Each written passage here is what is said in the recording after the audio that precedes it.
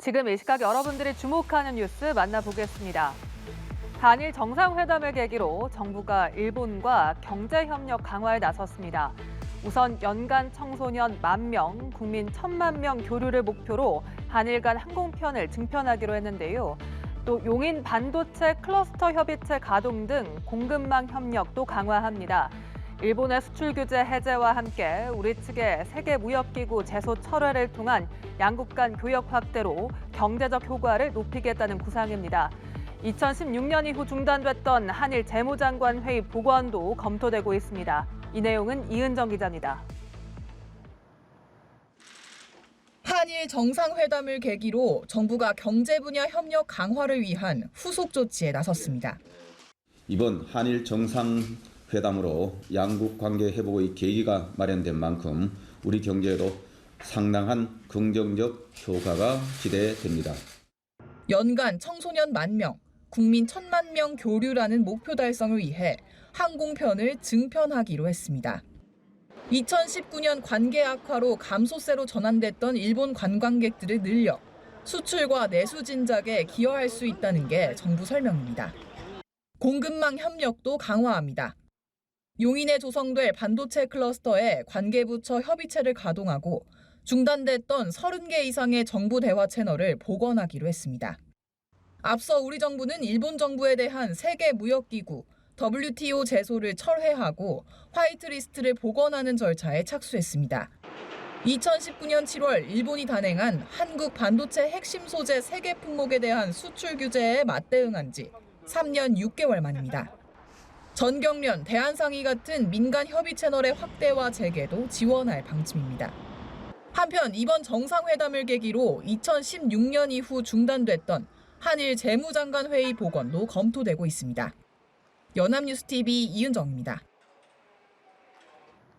정부가 타워크레인 원래비 근절을 추진하고 있죠. 건설노조는 이에 반발해 위험, 연장 근로를 거부하는 준법 투쟁을 이어가고 있는데요. 그러자 정부가 이 같은 태업에 대해서도 집중 점검을 벌였습니다. 전국 건설 현장 약 700곳을 특별 점검해 8일 만에 33건을 적발했고 정부는 면허 정지 처분에 나설 방침인데요.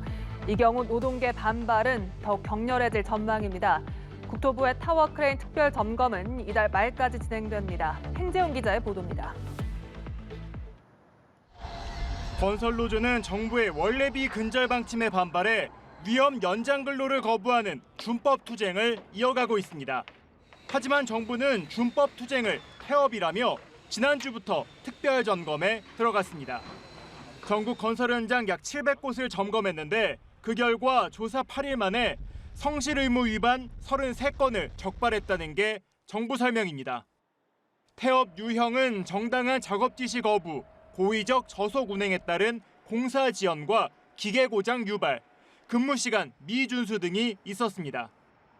국토교통부는 추가 증거를 확보한 뒤 행정처분심의위원회 청문 절차를 거쳐 면허 정지 처분을 할 계획입니다. 필요시 경찰에 수사도 의뢰할 방침입니다. 태업을 하려면 합법적인 쟁의 절차를 밟아야 됩니다. 태업이라고 명백히 인정되는 행위에 대해서는 처벌을 해야 됩니다. 앞서 국토부는 국가기술자격법에 근거해 원래비를 받거나 돈을 안 준다고 태업하는 타워크레인 조종사의 면허를 최대 1년간 정지시키겠다고 밝힌 바 있습니다.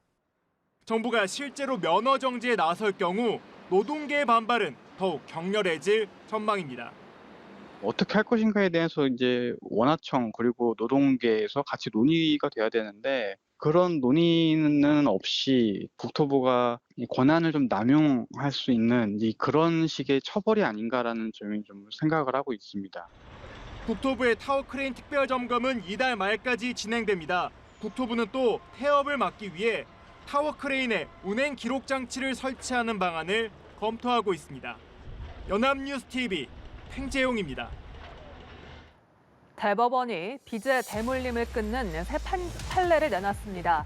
고인의 빚이 많아 자녀가 상속을 포기하면 배우자가 단독 상속하고 손자녀는 공동 상속인이 되지 않는다는 겁니다. 대법원은 종전의 판례가 일반의 법 감정에 어긋나고 불필요한 분쟁을 야기하며 민법 취지에도 맞지 않다고 지적했습니다. 이번 판단은 시대 변화를 반영해 빚의 대물림이라는 악순환을 끊는 판결이라는 평가가 나옵니다. 이동훈 기자입니다.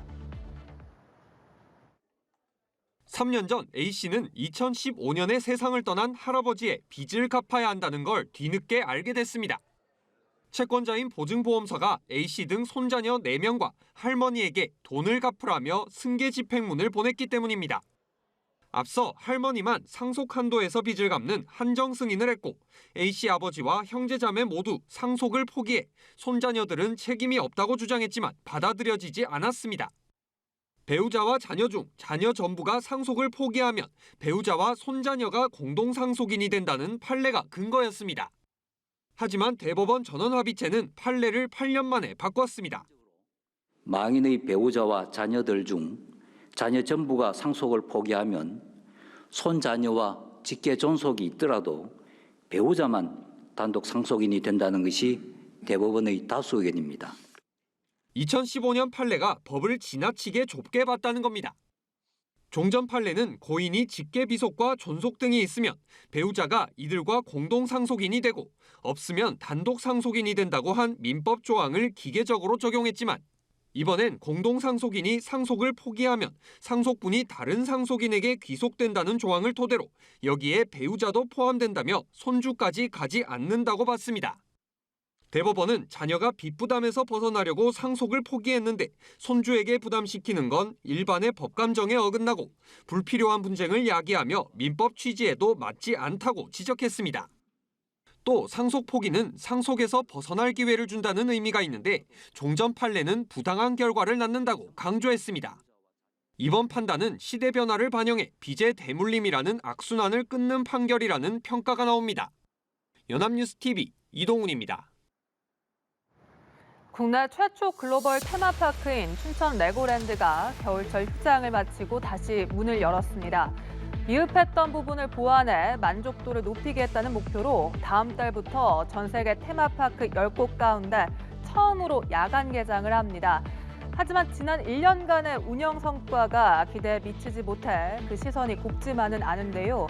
강원도가 800억 원을 직접 투자하고 부지도 100년간 무상 임대했음에도 성적표가 초라하기 때문입니다. 레고랜드 측은 어떤 입장일까요? 이상현 기자입니다. 석 달간 겨울잠을 끝내고 다시 문을 연 춘천 레고랜드.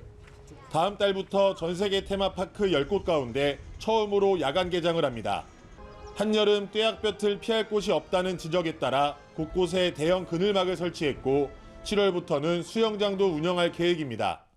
레고랜드가 지난 1년간의 운영 결과를 토대로 미흡한 점을 보완해 재개장에 나섰지만 지역사회의 시선은 여전히 싸늘하기만 합니다. 강원도가 800억 원을 직접 투자하고 부지도 100년간 무상 임대했음에도 성적표가 초라하기 때문입니다. 연간 200만 명이 방문할 것으로 기대됐지만 춘천시가 분석한 자료를 보면 65만 명에 불과합니다.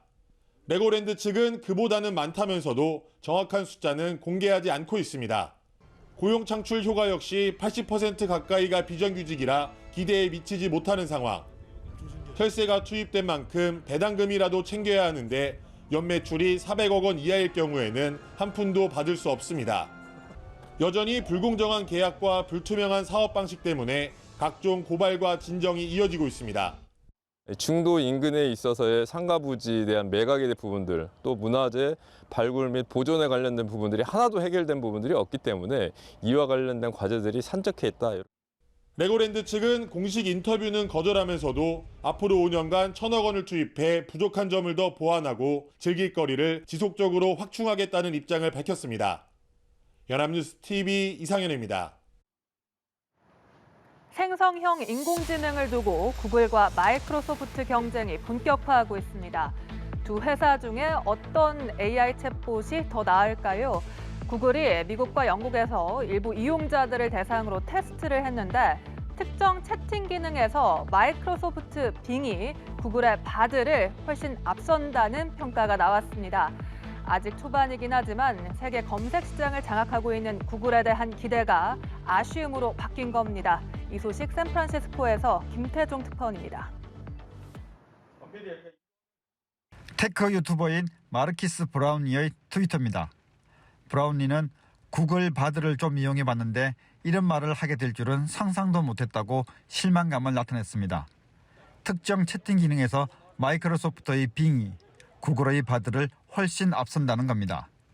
펜실베니아대 와튼스쿨의 에단 몰릭 부교수는 학습도구 측면에서 바드가 빙만한 능력이 없다고 평가합니다.